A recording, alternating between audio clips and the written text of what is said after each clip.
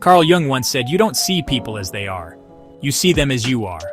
And nowhere is this more evident than in how men perceive women.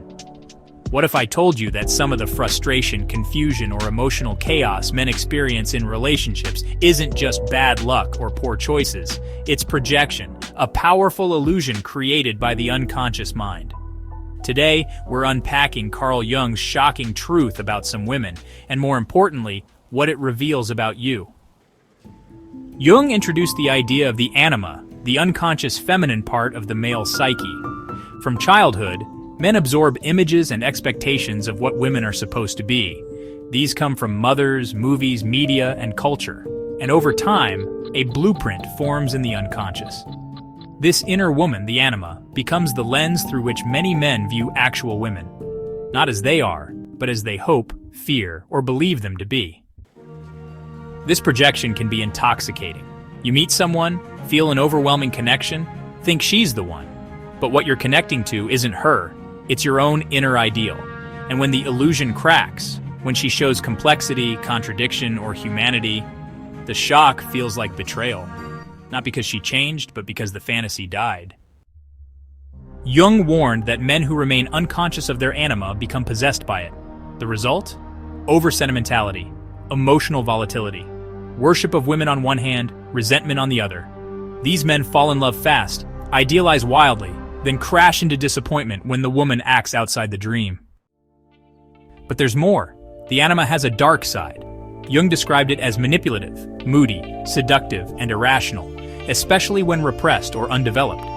When a man hasn't integrated his anima, he may find himself drawn to women who act out its shadow, emotionally unstable, attention-seeking, even destructive. This isn't coincidence, it's actually an attraction to the unresolved parts of the self.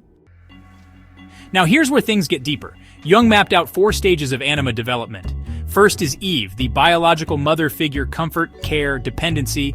Then Helen, the seductive beauty, sexuality, temptation. Next Mary, the virtuous ideal, morality, purity.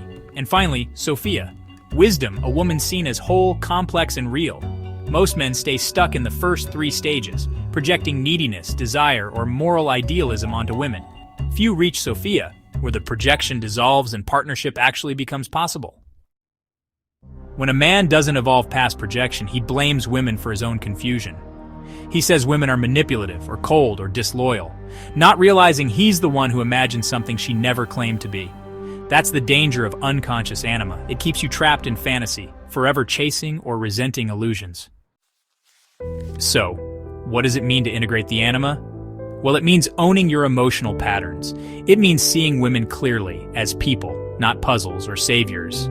It means, letting go of the idea that love should feel like a fairy tale or that women exist to complete you. Integration is honestly painful, but powerful, because once you stop projecting, you stop reacting.